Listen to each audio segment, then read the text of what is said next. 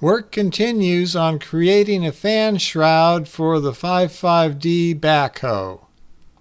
I needed to mark the circle here so I knew where to cut. So I set up this block that's on the center point here, a line coming up. So we've got that marked at that center point. Then this is the 9 inches out. Then I drop that down with my square. This is the adjustable square. I can move this up and down, so I can move this along the center line and then drop this down and mark where I'm supposed to cut on this angled surface here. Well, I've got the center hole cut out, and we've got a gap here on the bottom side and the top side that I'm going to fill by somehow cutting this strip and bending it to shape to fill this hole across here. Then we'll try to rivet that together. I've got each side bolted down, 4 bolts on each side. So that side's fixed solid, and same on this side. And then I cut and bent 2 flanges, or 2 something or others, to fit in the bottom and the top here. So these will get epoxy weld and riveted together. Okay, we're at the moment of truth here. Last night I took some scrap pieces of that aluminum from the fan shroud that I'm putting together and used some of this JB Weld quick weld stuff. It's supposed to cure, sets in 6 minutes, fully cured in 46 hours, 4 to 6 hours. All right, so it should be fully cured. These 2 I just put together and pressed together and left them, didn't clamp them, and I can't pry it apart. All right, and these that I clamped together, a little clamp here, oh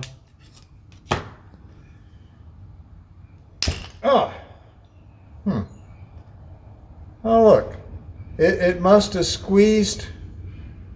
It must have squeezed out.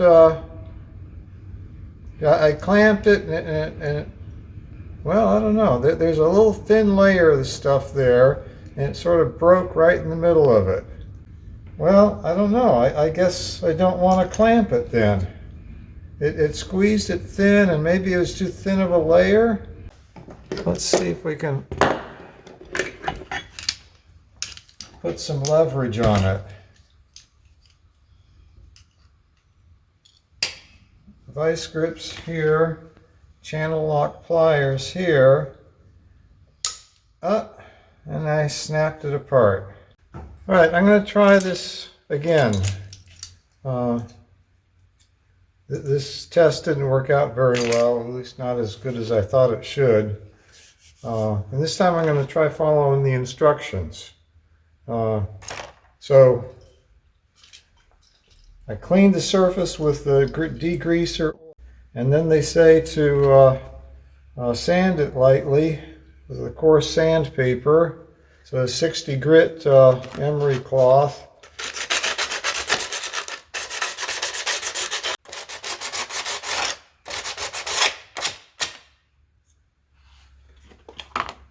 All right.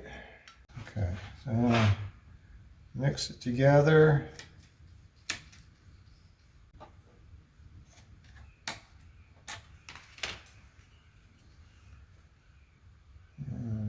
Goop it on the side.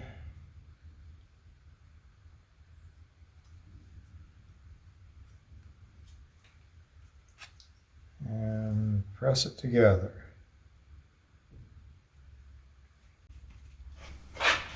So I'm just doing a very light and gentle clamping, sort of like finger tight.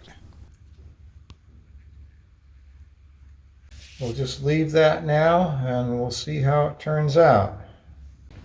Before I go any further in permanently attaching these connector pieces to the fan shroud, I'm going to put it inside the tractor to check out the fit of the fan relative to this shroud here, in case I have to trim anything off. The radiator with the two fan shroud halves attached is leaning back with the two bottom positioning posts inside the rubber grommets on the tractor frame. It's leaning back right now because with the fan shroud, there's no way to get it past the bottom part of where the fan is.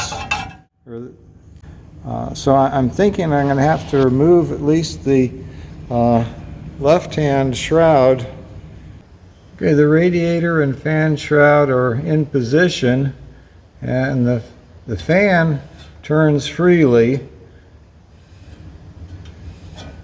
I got the other half of the shroud installed back on the other side.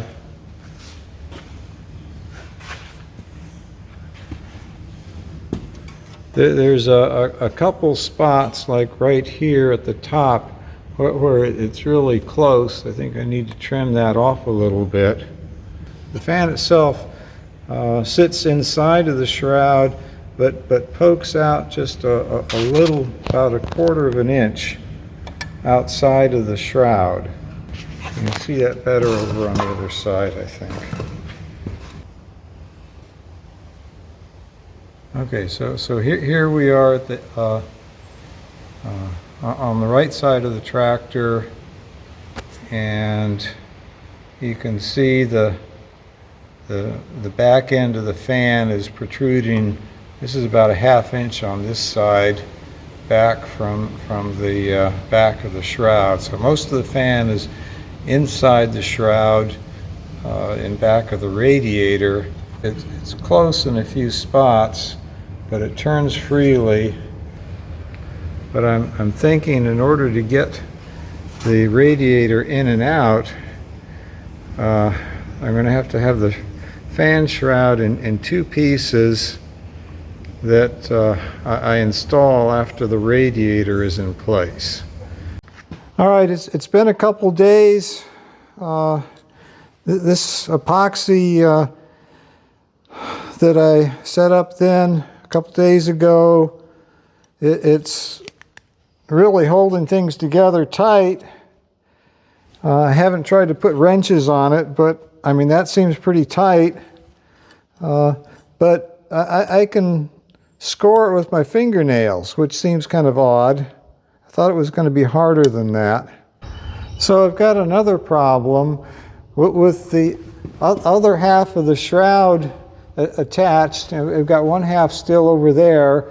I took this half off, but with this half on, I can't get the radiator in place. So I've decided what I'm going to have to do is keep them separate and install the radiator like this, and then install the shroud.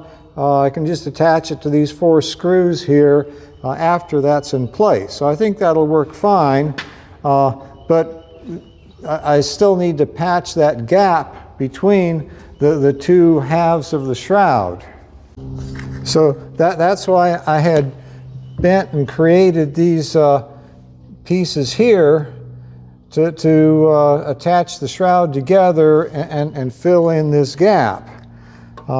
So what I've done is I've cut this in half, and I've attached one half to this side of the shroud. I'm about to do that to this side over here, and since I'm not putting the shroud in place, or trying to do it in place, I've got enough room that I can actually attach rivets to this shroud half, and that fixes it in place. And I think I can do that a lot easier than trying to mess with putting epoxy in and getting it lined up properly, and then having it set.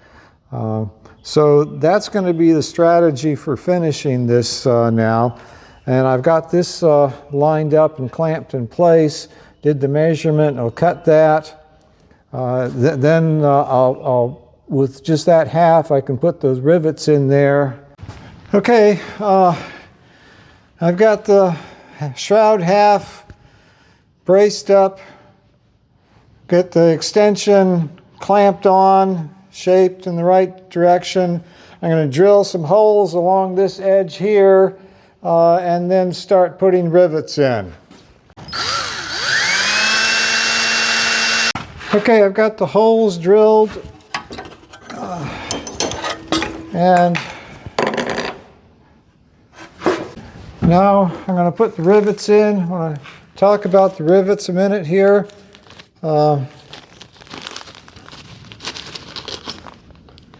These are the rivets that I'm going to use. They're little, small little ones. Anyhow, that's what they look like. This is a Beechcraft parts and equipment rivet. It turns out this is left over from my father-in-law, who was building, he's passed away now, but back in the day, he was repairing an aircraft in his garage, and he had all these rivets and other parts and tools and stuff, which we have now. And so I'm finally going to use these, and they're working out quite nicely. Worked out nicely on this side, and now we're going to, well, worked out nicely on this side. This side's all clamped together. I'm gonna put 3 of them in these holes.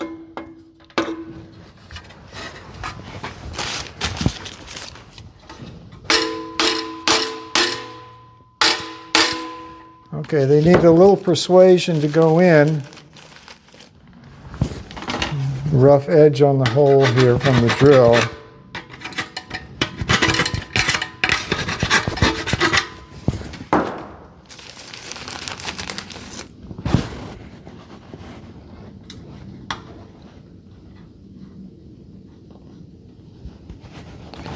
Alright. Okay, we'll do it that way. Doesn't matter which side I run the rivet through on, at least as far as I know.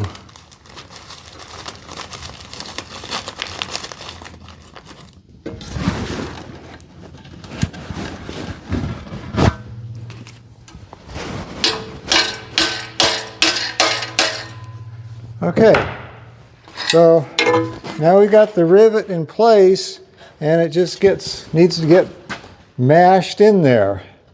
And to do that, I'm going to use the vise on all 3 of them at once.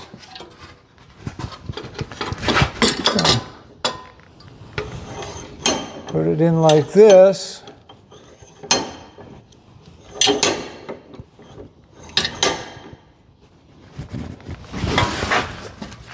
And just crank down. And then I need some help cranking, so I get a pipe and get some additional leverage on it.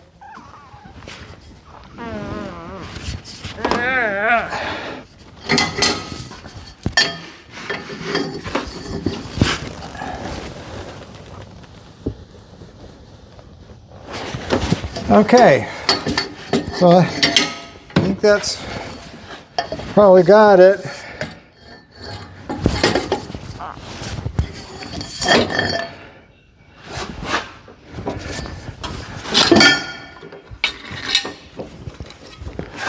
And so there you have it. 3 rivets nicely installed, at least so I think. All right, here's the completed fan shroud. 2 pieces.